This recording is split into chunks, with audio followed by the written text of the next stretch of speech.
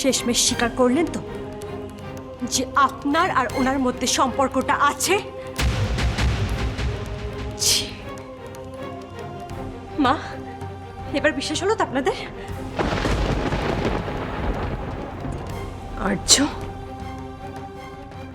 ছি ছি ছি ছি ছি, আমি ভাবতেও পারছি না তুমি। সত্যি সত্যি মল্লিকা, এটা ভাবার বাইরে। মানে আর্যর মতো ছেলে এরকম করতে পারে, সত্যি অবিশ্বাস্য। আমি তোমায় বলছিলাম না মল্লিকা, যে চারু এত বড় মিথ্যে কথা বলতে পারে না। কিন্তু মিথ্যাটা যে উনি খুব ভালো বলতে পারেন সেটা আমরা সবাই বুঝতে পেরেছি। আর মেয়েটার ফোন আসাটা কি পারফেক্ট টাইমিং না? শুনুন, মানুষ যতই মুখে বলুক না, মানুষের চোখ কখনো মিথ্যে বলতে পারে না। আর আপনারাই বলুন, আমি কাকে বিশ্বাস করব? ওনার কথাগুলোকে নাকি নিজের চোখে যেটা দেখেছে সেটাকে?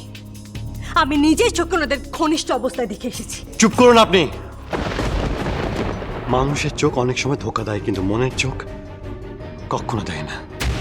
সেই কারণে এতদিন আমার চোখ না থাকা অবস্থাতেও আমি আপনার উপর অগাধ বিশ্বাস রাখতে পেরেছিলাম, শুধুমাত্র আপনার মনের অনুভূতিকে অনুভব করে। আপনি যে খুব অনুভূতিপ্রবণ মানুষ সে তো বুঝতেই পারছি। আর একটা কথা, চন্দ্রিমার সাথে আমার সম্পর্ক আছে আমি বলেছি ঠিকই, কিন্তু সেটা আপনার মন গড়া কোনো নোংরা বা গোপন সম্পর্ক নয়। সে সম্পর্ক হলো বন্ধুত্বের সম্পর্ক। যে বন্ধুত্বটা আমাদের মধ্যে এতদিন ছিল আমি বিশ্বাস করতাম। আর দয়া করে সেই সুন্দর পবিত্র সম্পর্ককে কোনোকালে নোংরা করবেন না।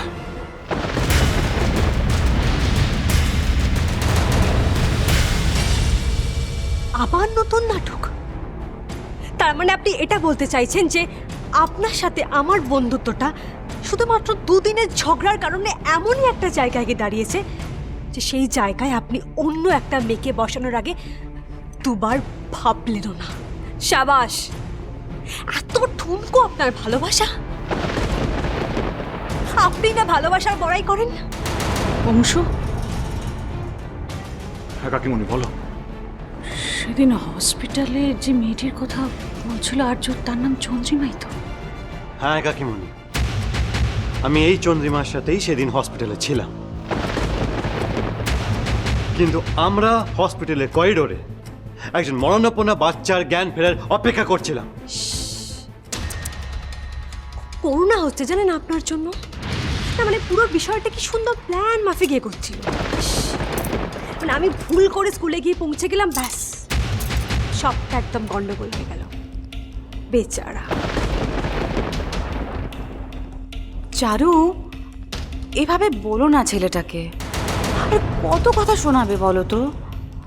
দেখো, এরকমটা তো হতেই পারে, হয়তো সেদিন কেউ সত্যি বাধ্য হয়েছিল হসপিটালে থাকতে। স্কুলে এতগুলো লোক থাকার সত্ত্বেও একমাত্র হাসপাতালে ওনাদের দুজনকে থাকতে হয়েছিল কেন? যাচাই করতে চাই না, আবার কি সেই ভুল কেউ করে? দেখুন, আমার জন্য আপনার কষ্ট নাই বা হলো, কিন্তু আপনার জন্য না আমার খুব কষ্ট হচ্ছে, বিশ্বাস করুন। এবার যদি কেঁচো ঘুরতে থেকে সাপ বেরিয়ে পড়ে তাহলে সামলাবেন কি করে? আপনি আমাকে প্লিজ, আর কোনো ব্যাখ্যা চাই না আমি। আপনি অনেক বলেছেন, সত্যিটা সবাই বুঝে গেছে।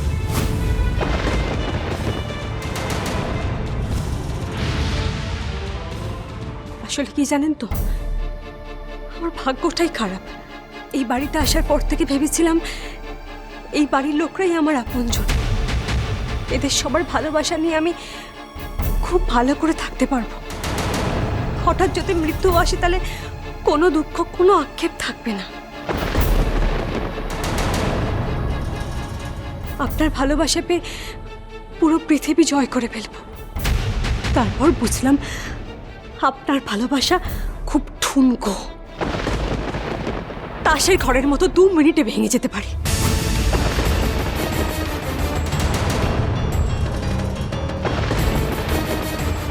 ব্যাপারটা কি? মিশমি হঠাৎ চারুর মতো কথা বলতে শুরু করলো। আসলে কি জানেন তো, কপালে না থাকলে কিছুই সয় না।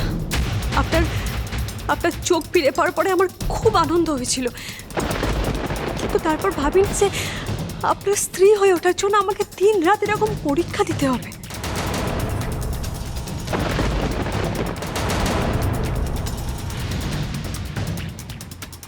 আপনার অপারেশন থেকে শুরু করে আপনার চোখের দৃষ্টি ফিরে পাওয়া পর্যন্ত প্রতিটা মুহূর্তে আমি কিভাবে কাটিয়েছি সেটা একমাত্র আমিই জানি।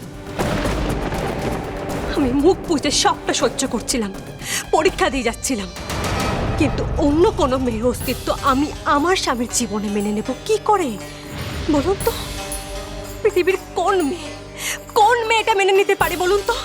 তাই আমিও পারবো না। তাই বোধহয় আমি এরকম আচরণ করে ফেললাম। কিন্তু বিশ্বাস করুন, আমি এতটা উদার হতে পারবো না আমি। সাবাস মিশমি। আমারও ছোট ছোট অনুভূতি আছে আপনাকে ঘিরে, এই বাড়ির প্রত্যেকটা মানুষগুলোকে ঘিরে। এতদিন আমি সবকিছু মেনে নিয়েছিলাম, কিন্তু আর নয়। আজ আমি সবার সামনে দাঁড়িয়ে আপনাকে বলছি, চারু হয়ে ওঠার কোনো প্রমাণ আমি আপনাকে দেব না।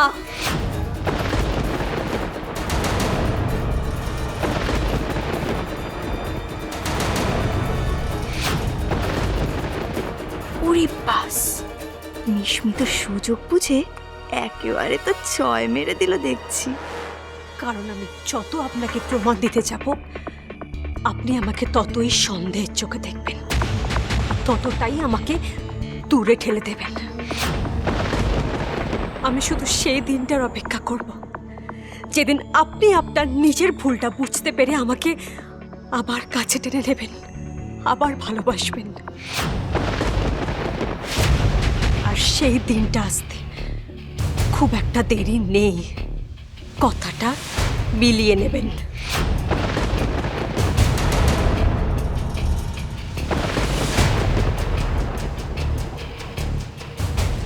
চারু,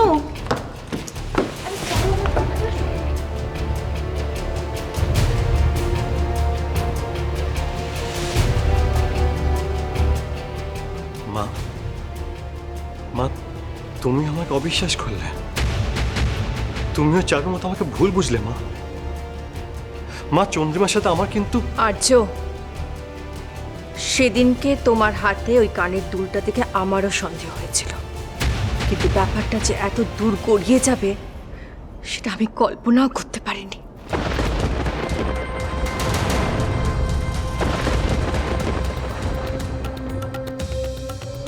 তুমি যথেষ্ট বড় হয়েছো আর্য,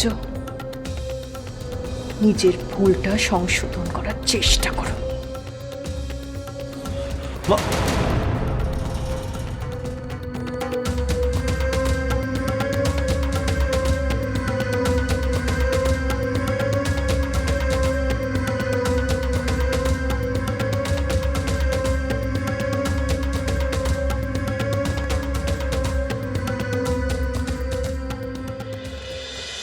জানো চারু, কারোর প্রতি কারোর অভিমান যখন খুব বেশি হয় তখন বুঝতে হবে যে তাদের মধ্যে ভালোবাসাটাও ততটাই গভীর।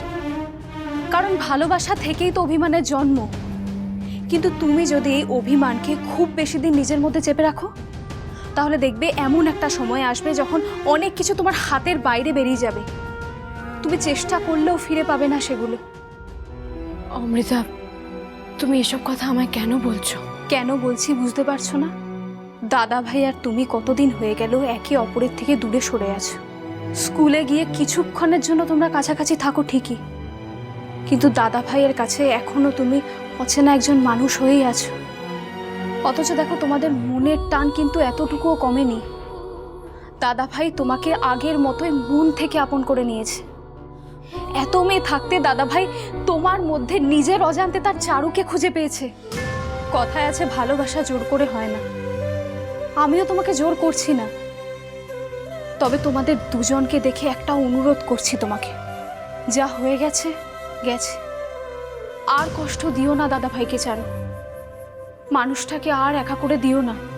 দাদা ভাই তার চারুর ভালোবাসা পাওয়ার জন্য ভেতরে ভেতরে ছটপট করছে। হ্যাঁ, দাদা ভাই তার নিজের দৃষ্টি ফিরে পেয়েছে ঠিকই, কিন্তু আজও সে তার চারুকে ছাড়া অন্ধকারেই আছে। মানুষটা অন্ধকারের মধ্যে তার ভালোবাসাকে দিন রাত অবিরত খুঁজে চলেছে। তাই বলছি, তোমার ভালোবাসাকে আর কষ্ট দিও না চারু। দাদা ভাইকে আর একা করে দিও না। একাকিত্ব যে মানুষকে কতটা ডিপ্রেশনে নিয়ে যায় সেটা আমার থেকে ভালো আর কেউ জানে না। প্লিজ চারু, আর কষ্ট দিও না দাদা ভাইকে। তোমার ভালোবাসাকে আর কষ্ট দিও না চারু। দাদা ভাইকে আর একা করে দিও না। একাকিত্ব যে মানুষকে কতটা ডিপ্রেশনে নিয়ে যায় সেটা আমার থেকে ভালো আর কেউ জানে না। ঝিরে বাতি